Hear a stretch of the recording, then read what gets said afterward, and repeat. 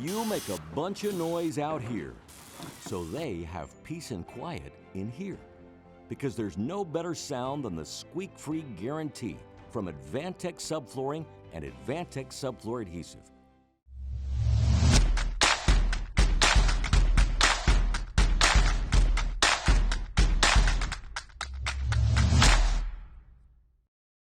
Welcome to the UnBuild It Podcast. I'm Jake Bruton. Today I'm joined by my co-host, Steve Basic. Yo. And Peter Yost. Hey, Jake.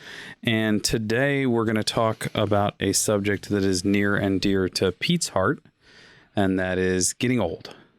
I didn't see that coming. I'm kidding. That's not why I volunteered to host, not to make the one old joke that we harass him about exactly why you all the time. We're going to talk about aging in place and what that means for a builder, an architect, a designer, what we do in their 80s. Exactly. So Pete, would you like to take over? Why, sure. So there's a bunch of different ways you can label this approach. I think the most encompassing is universal design. Certainly includes aging in place. We just moved into a 55 and over community, and there are 3 steps up to the front door and no railings. So my brother, who's having real difficulty walking, can't get into our house, even though it was designed for senior living. That's not universal design because not everybody can get through it. But I was going to start too with another story about, I used to, about 4 years in a row, I was doing, I was the building science consultant for charrettes that would be done in Indiana for affordable housing. The agency there would give a bidding process for 3 developers to get the inside track on a new development or 3 new developments. And each year the affordable housing would have a theme. And, like trying to Clowns, get to Sears or nature or what kind of themes? Yeah, all different sort of community living ideas. But the last time I went, which is just before the pandemic started, was called IDD. And so that was affordable housing for intellectually and developmentally disabled individuals. And the woman who was the keynote, it was, I think, a neuropsychologist. And she said, my son is on the autism spectrum. He is intellectually and developmentally disabled. And he refers to all of you as TIFs. There's probably 45 building professionals in this room. And she said, a TIF is anybody who is temporarily fully functional. And there was this long pause as everybody realized, oh, yeah. That is me. This is temporary. We all are temporarily fully functional. I figure out what the I in TIF stands for. I don't think there's there is no. There is no I. That's why. It's like the file name TIF, which is TFF or something. Oh, no, that's TIF. TFF. See where my mind went there. Yeah. No, I do now. Yeah. Real quick, before we move on to this, you said just before the pandemic, is that the last pandemic or is that the flu of 1918? The Black Plague. Actually, 42. my oldest sister I made a note for that joke, by the way. I wanted to make sure I didn't forget that. It's a pretty dumb joke. Very noteworthy. Interestingly, my mother died at 100 this past May. And when we were interring her ashes, my oldest sister went through different Yost graves that are in this small Pennsylvania graveyard. And she said, oh, there's great uncle so-and-so. He had, I think, scarlet fever or maybe the last virus in the late, 1917, 18, 19. My dad was born in 1916. But You said he went into a coma. And when he woke up, he had lost his daughter who was born while he was in a coma. And he lost his wife and his daughter while he was out. And, we don't realize that. So when you wake up and you just go, pass, I'll go back. Yeah, exactly. But how common losing family members was 100 years ago.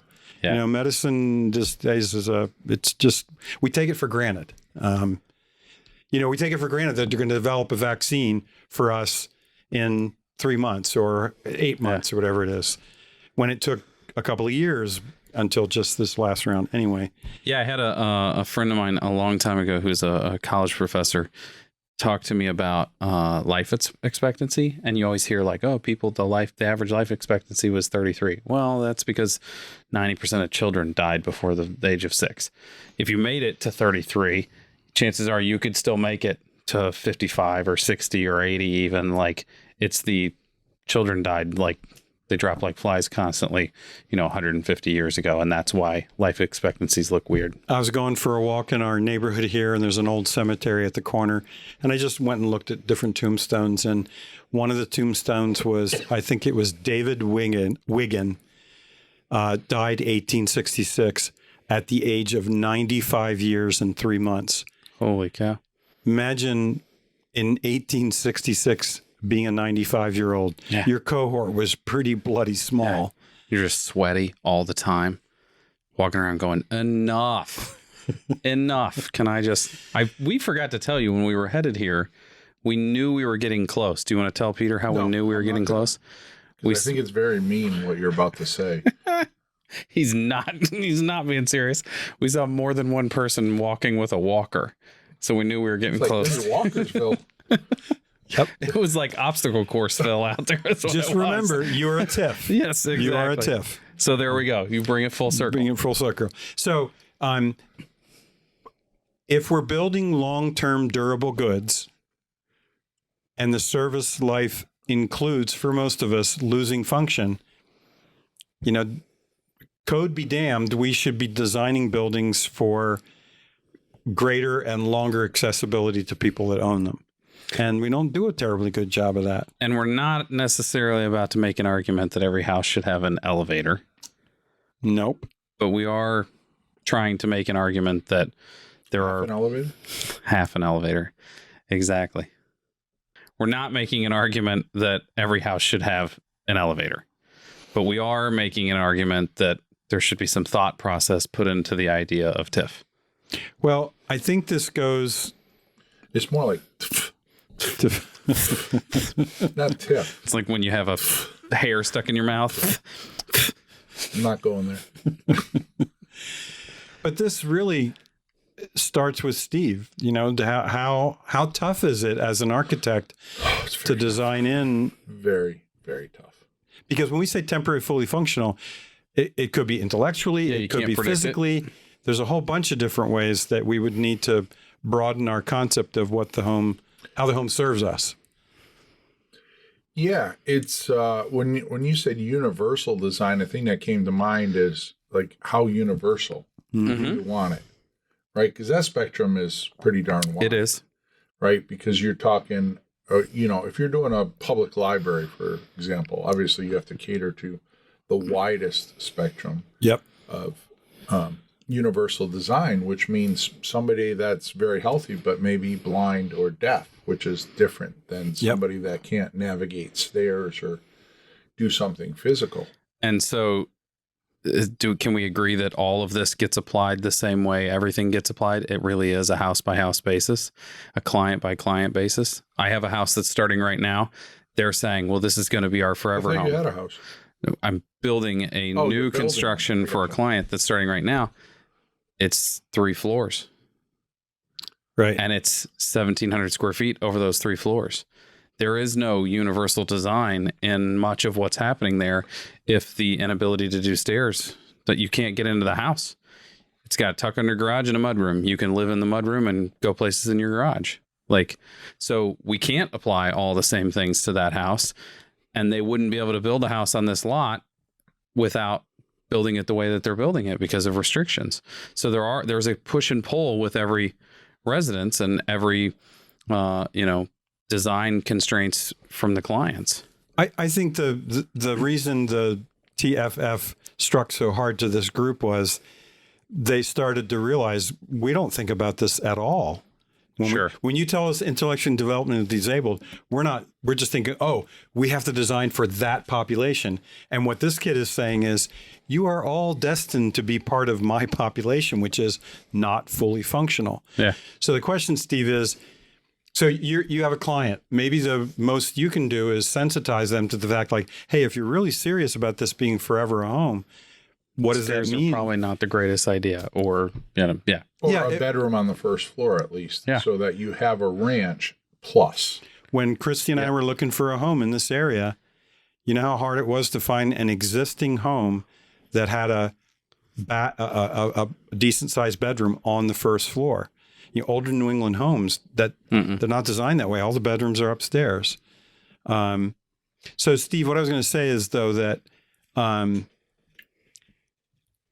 we make homes PV ready by having, those set up. Could we make them elevator ready? We now have elevators that are shaftless that just have a center easy. post. We do that and, make them closets now. So a vertical chase for people as opposed to for plumbing. Like you're putting in an elevator and you frame it like you were framing an elevator, and then you just infill the floor. Yeah. So you can take the infill out.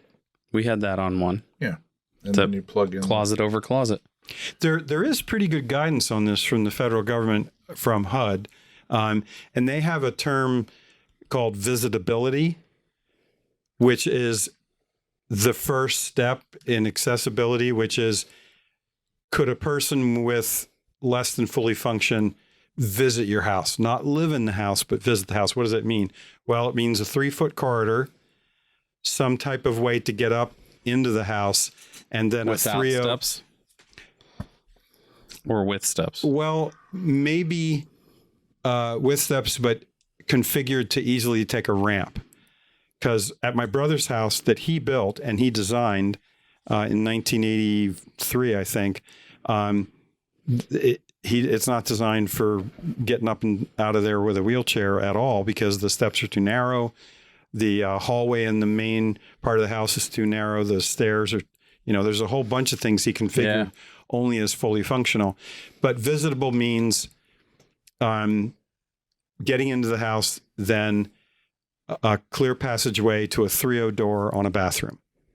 That home is visitable. They can't stay there, but they can visit it.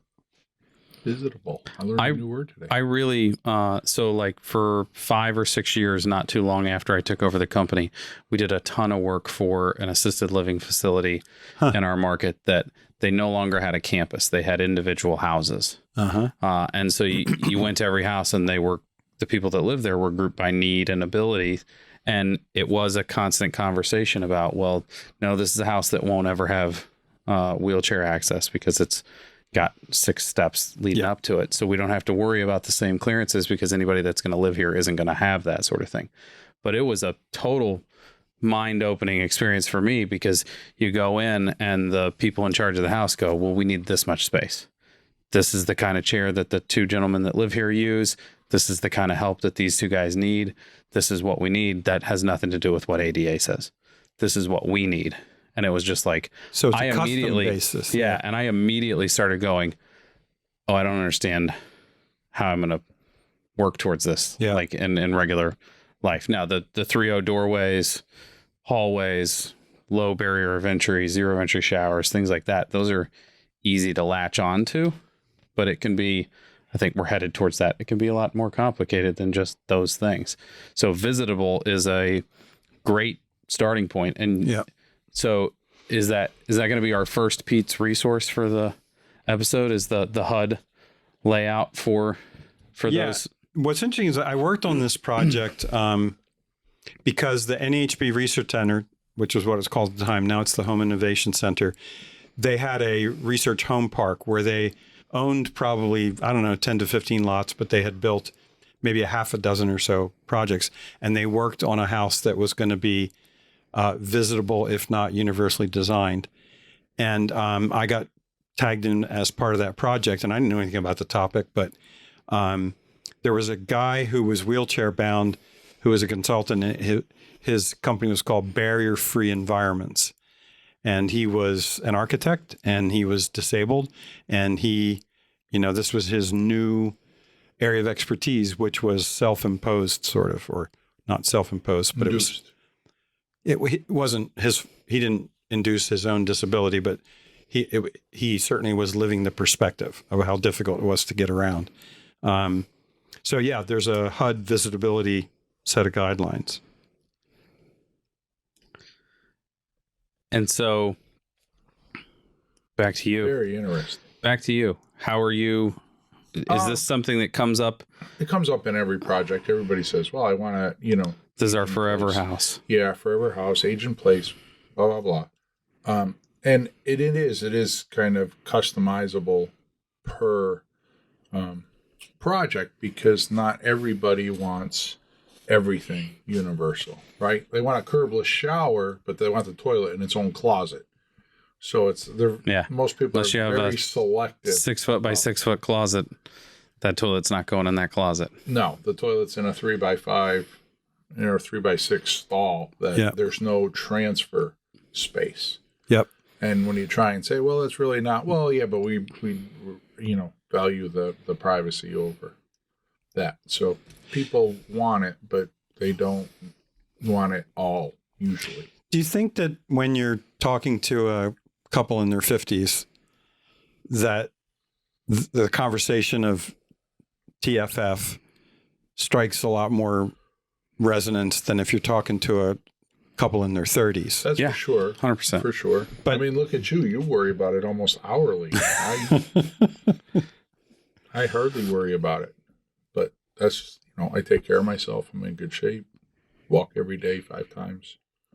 So. Where are you going with this, Steve? I worry about Pete's mobility. He's wearing Crocs. They don't seem to promote agility. I tripped over one of these Crocs the other day because it caught my toe in front of me. Pretty interesting. A guy from Missouri is making Croc jokes. Okay. Crocs are big in Missouri? I'm not as far as I know. Maybe Steve's more up on the fashion trends. I mean, if you looked at Croc sales over the last 10 years.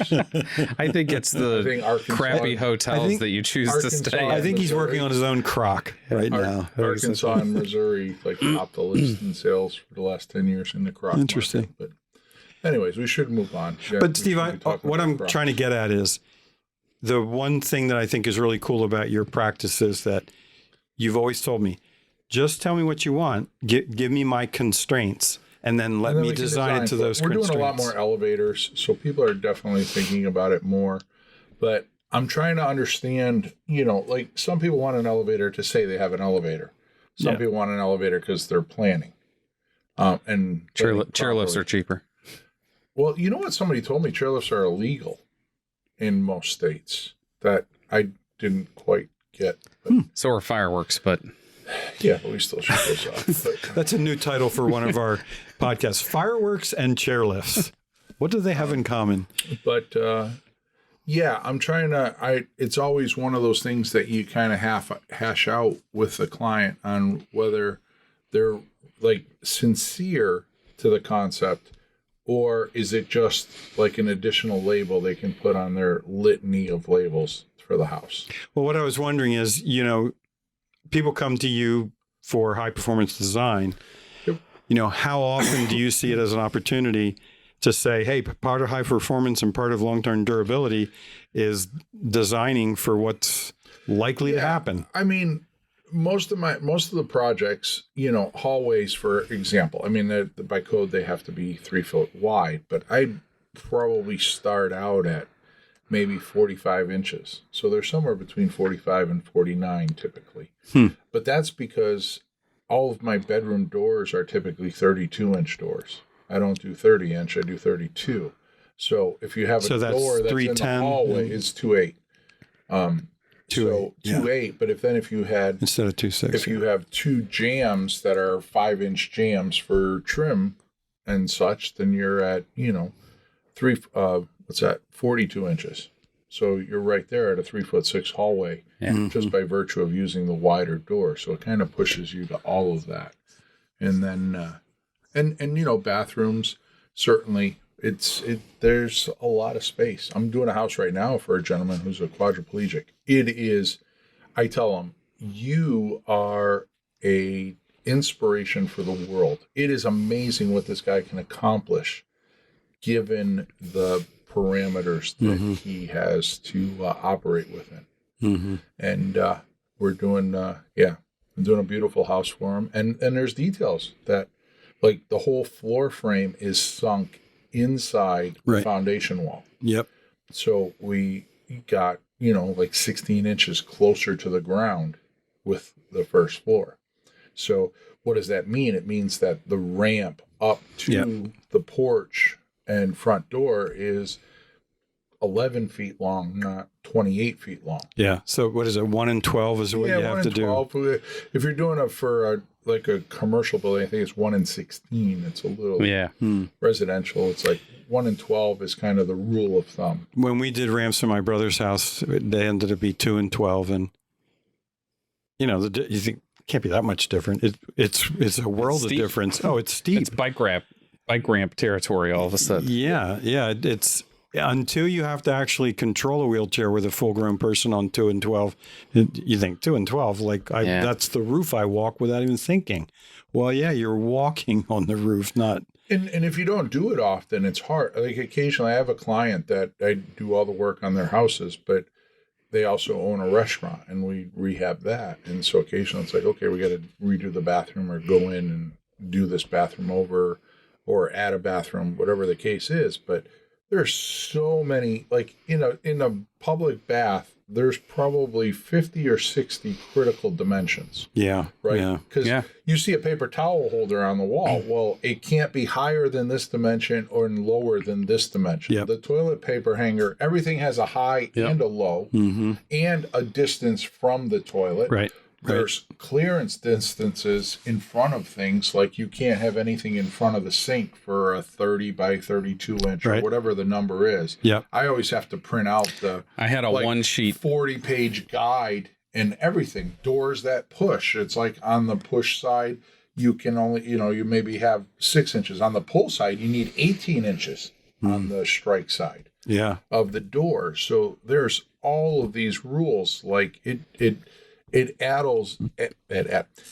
adds an exponential amount of complexity to the project to bring all of these rules into play. And do you think if you brought it up with, quote unquote, younger couples, let's say in their 30s, is there a stigma? Like we don't want to have a house that looks like it's, for old people. I think even the people that are older that are planning for it, there are still plenty of people that go, well, we don't want it to look.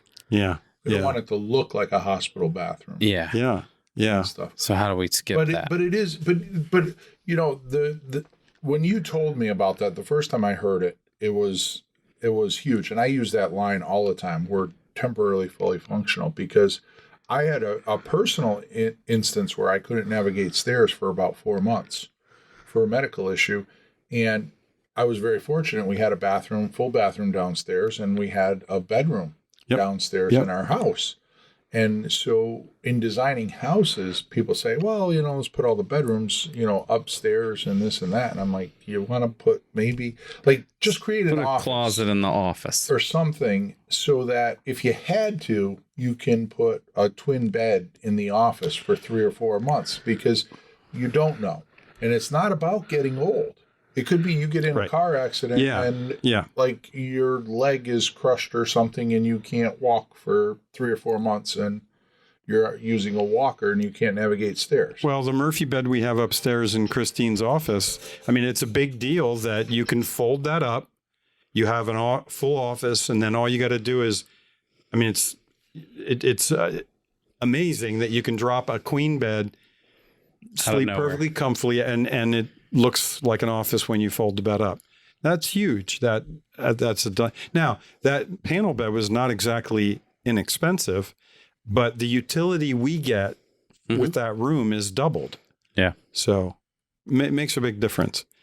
So Steve, what you're saying is that even if you're fully functional in your 30s, there's a chance that you could have, and it's not something like, oh, you get in a car accident and you never walk again. I'm not saying that. Right. You could have an illness that is a temporary illness that for 5 months you can't navigate the stairs for whatever reason, or you had knee surgery, you blew out your knee. I don't know. Yeah. But the idea that is you're temporarily fully functional means that temporarily you're going to be out of commission. Chances are.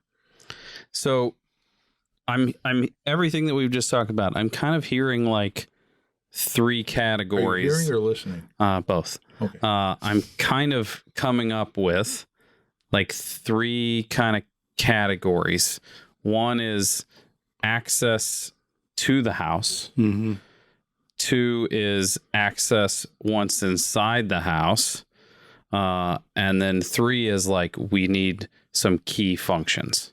And those key functions that have to be accessible would be like bedroom, bathroom at minimum. Like maybe you're in a spot where you cannot do stairs and you're going to have some assistance with life. Maybe reaching the stove is not the most important thing for some of what we're talking about.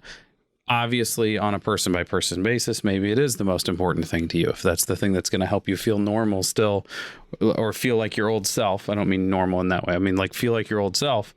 Maybe that does become important. But the things that have come up for everything that we're talking about is, can I get in the house? Can I sleep and use the bathroom?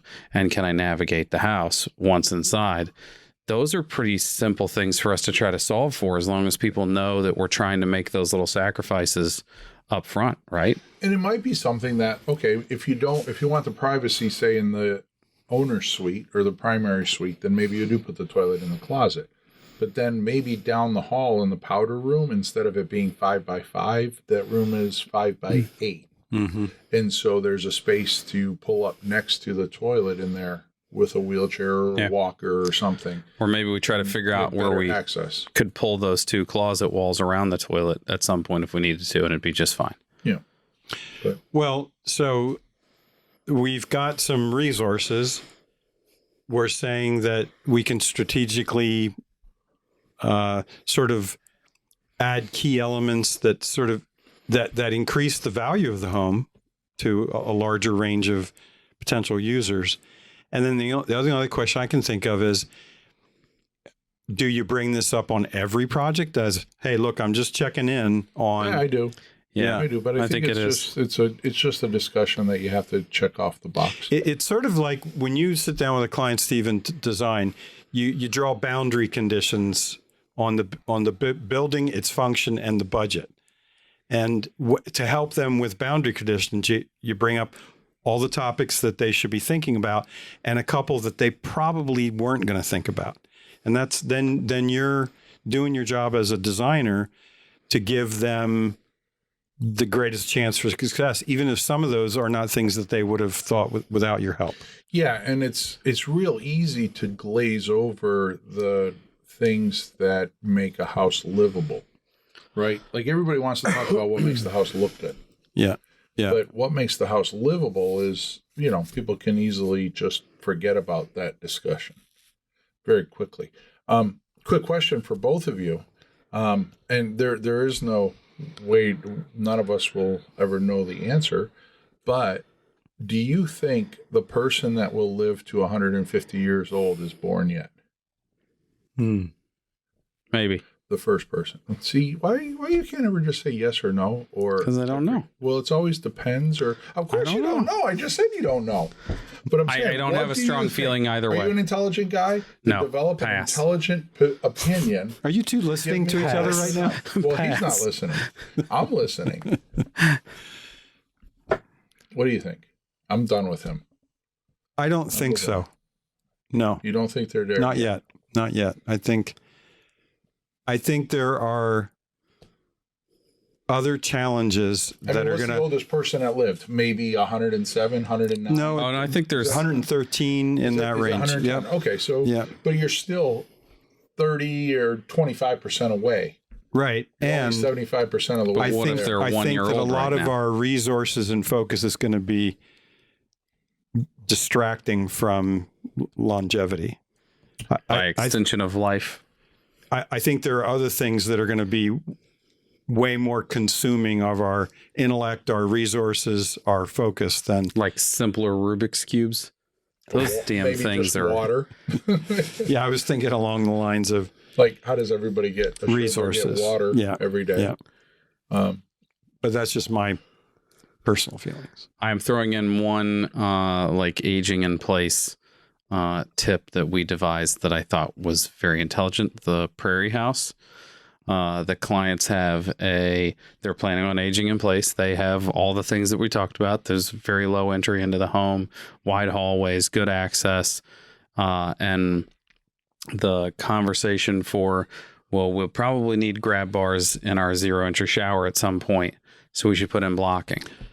So we just said, to heck with it. We're putting 3/4 plywood over all the walls in the shower before anything else goes in, so they can mount when we can mount grab bars wherever the heck we want. That's a huge one that we make it really hard to do grab bars. Yeah, that's a good one.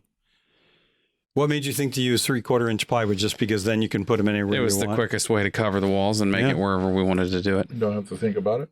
Yeah. Cool. And it's really not, I mean. And we actually used Advantech. $100 more. Right. Yeah. Right. And it changes that retrofit from really difficult to mindless. Yeah. Yeah.